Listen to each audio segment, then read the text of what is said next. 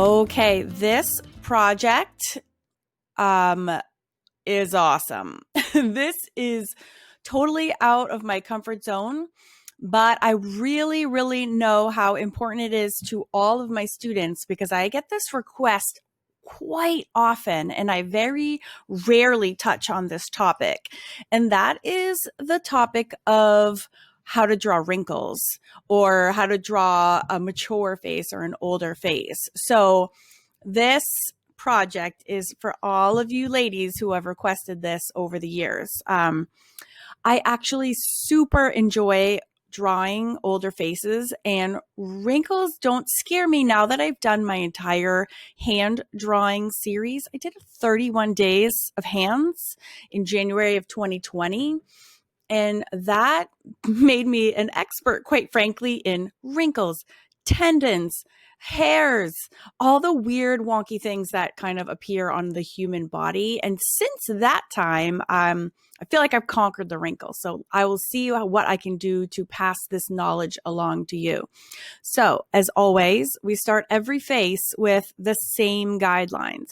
Interestingly enough, between the combination of how her head is tilted slightly upwards and just her face proportions for whatever reason, when I just quickly used my pencil, and if you go back to the very beginning, you can see I lay my pencil out on the paper to get the proportions of her head and her neck, which is 1-to-1.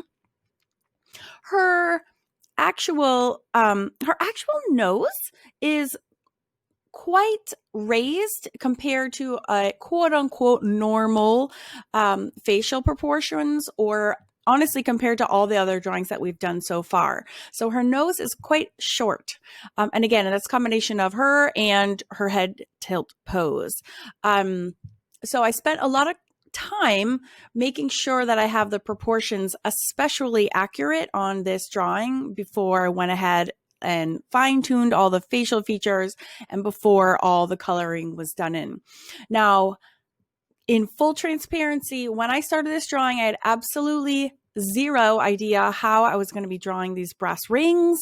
I'm not a detail person at all. So the idea was totally scary and daunting for me. So here I'm toying with the just basically how I'm going to be representing those rings, and if I'm drawing each of them individually or if I'm going to be drawing them as like an overall group.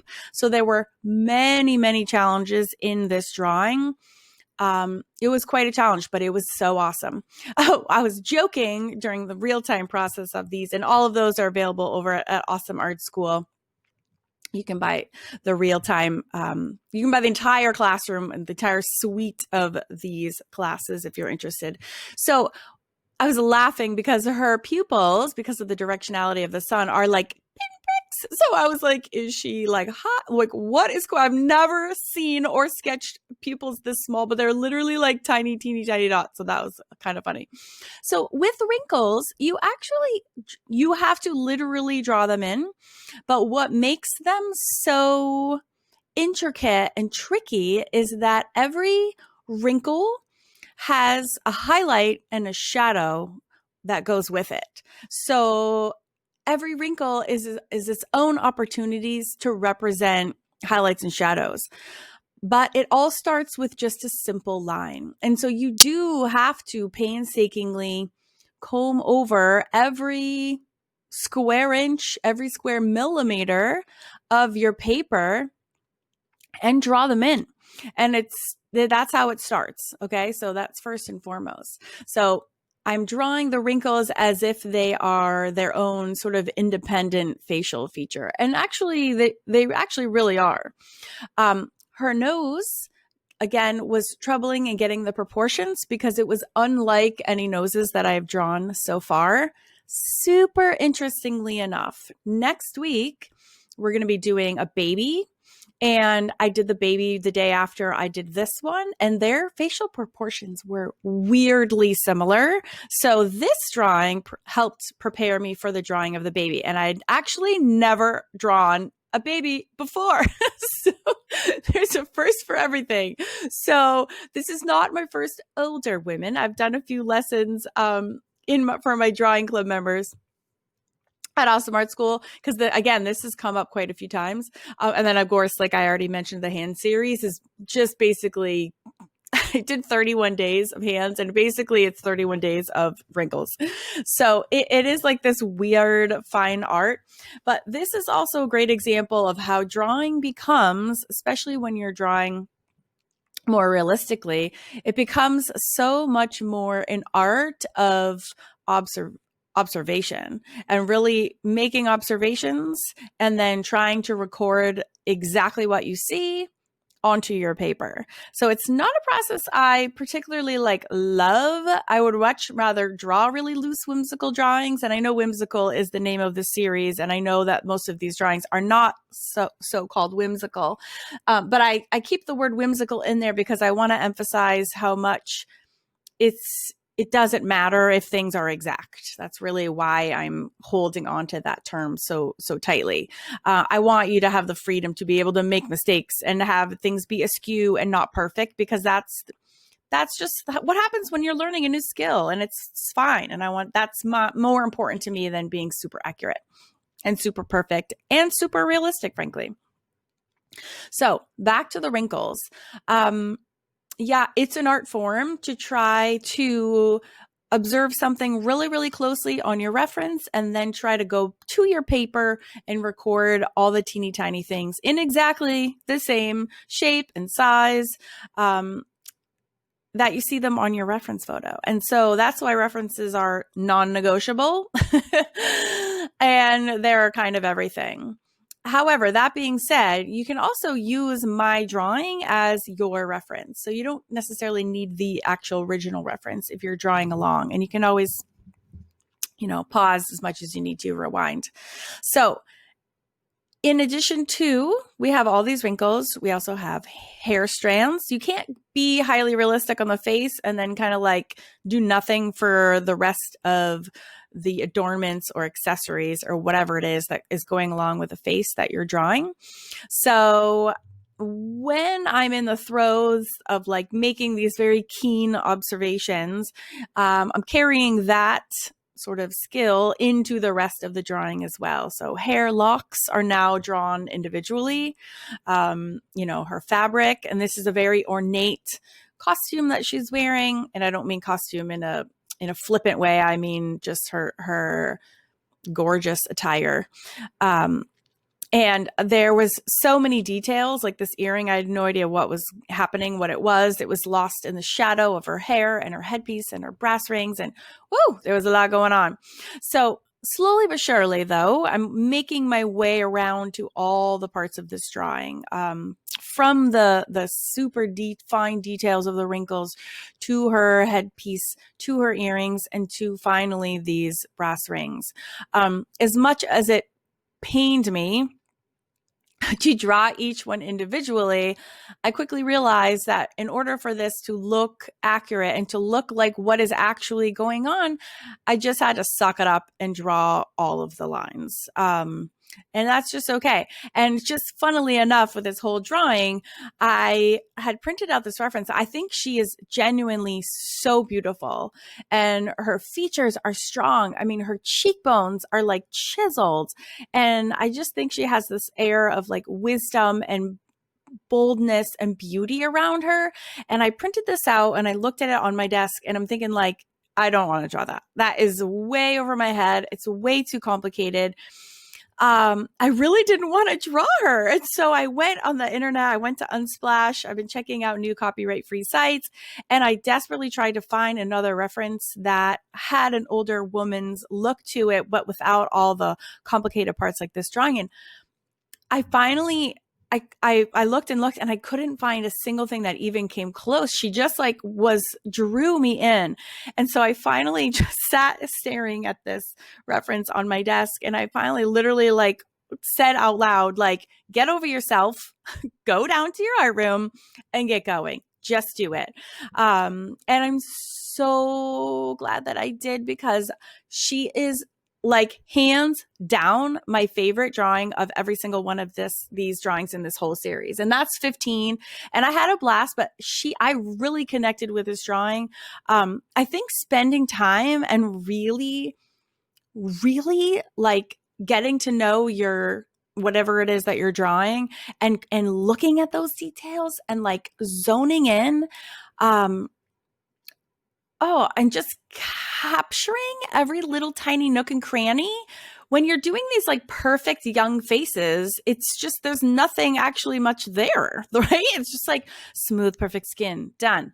And this is like, there's so much happening. And I just found like I was getting more and more connected to her as I was having to really focus in and fine tune and figure out like what was going on. I just I actually ended up loving the process and loving how she turned out.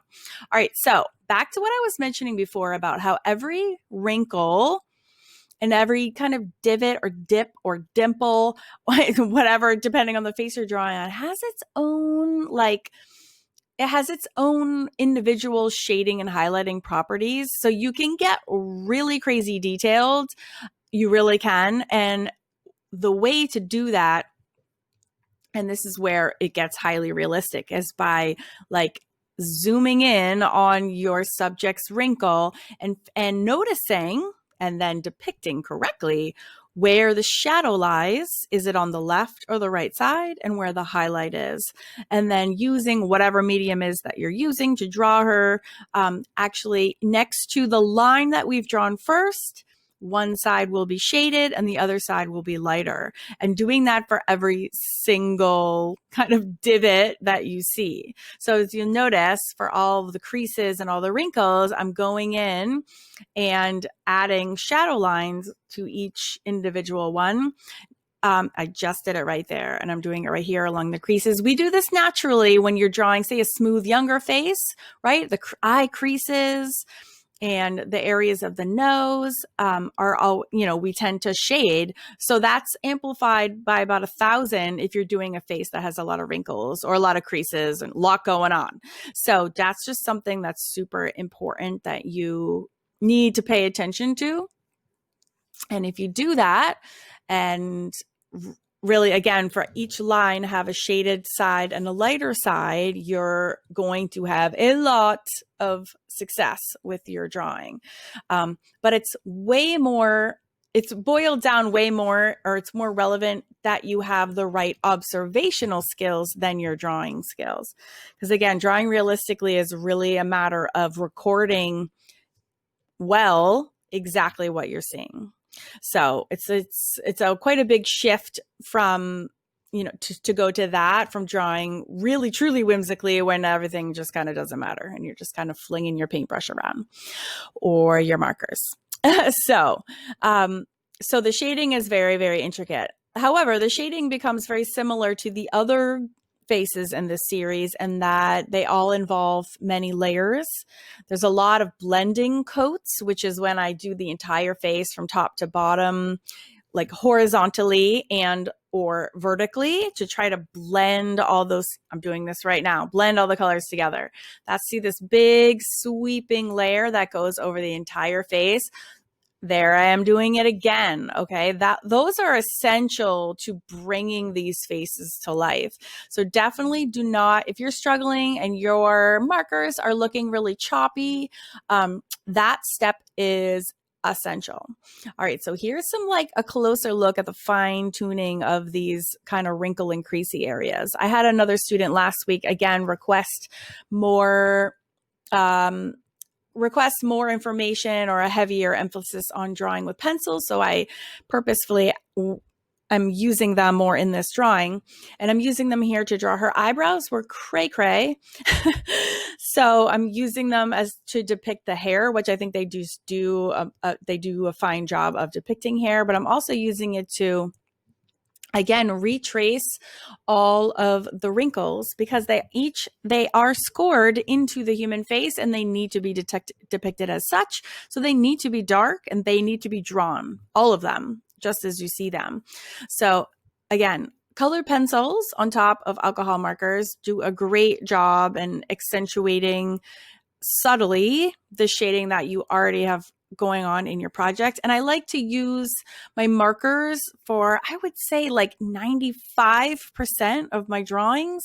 And I just barely use my color pencils to like touch up or fix or correct or accentuate. It's a very, very minor way in which I'm using them. And for the first time, I actually sharpened my pencils. This is not something I ever even take the time to do, which sounds crazy, but that's how lazy and rushing I'm always working. So having that nice sharp tip helps us accentuate all of the wrinkles as they really are. And again, though, not stopping at that step, but going back and adding, deepening and emphasizing the different layers. It's the result of all the layering that really takes a piece to fruition. And that's regardless of any project that you're working on. All right, so here is, remember I mentioned every wrinkle has its own shading and highlight. And so I went in with my white pencil and added the highlights to those certain areas, and it really accentuates and it pulls up those areas and those wrinkles. So we have, again, various areas of shading, and she's a really wonky shading pattern on her face right there to the right. It was like two triangles. And I also was drawing this in real time. I like couldn't even for the life of me figure out what was causing the shapes of, it wasn't her lips. So I couldn't figure out what that was. And I decided my new quote is going to be like, it doesn't need to make sense. It just needs to be drawn. So I stopped trying to figure out what it was I was drawing. And I really just tried to focus on, again, recording the information on my reference and depicting it correctly on my drawing. And I really had to turn off that part of my brain that was trying to make sense of what I was doing. Because it really doesn't matter if you understand what you're drawing, you just need to try to capture it in your drawing. So very subtle, but very powerful shift that your brain needs to make that will help you draw or create things that are more realistic. It's a hard thing to do. It really is, but because you want to figure things out, but it's actually more important that you just quiet those thoughts and just draw. Very fascinating. So this was like the perfect lesson to hone that particular skill. I don't do that very often, and it's a pretty major mindset shift that can have a profound effect on your artwork, no matter what mediums you're doing or what you're drawing. All right, so here I was lamenting the 89,000 rings that I had to draw on her neck, and I finally, again, came to terms with the fact that I had to just suck it up and draw them. I didn't honestly know how I was going to do them at all. Even while I was going through the motions of creating them, I was just working on the fly and making things up. I've never drawn anything like this in my whole life. I didn't understand how it was going to all work or come together, but I just, as always, just kept pushing forward. Again, try to quiet my doubts in my mind. And I just tried to do my best to mess around with things so that they would look like what I was looking at on my paper. So again, that same thing of quieting my mind. And I just had to kind of out loud say to myself and remind myself, my students that are doing this in real time will be laughing at me because it was like, you don't need to understand what you're drawing, just draw. And so that perspective and mindset is what made me be able to push through and just keep going. And I'm so glad that I did, because I freaking love the way that she came out. I'm so proud of her. And I still look at this and I can't believe that that's something that I was able to do.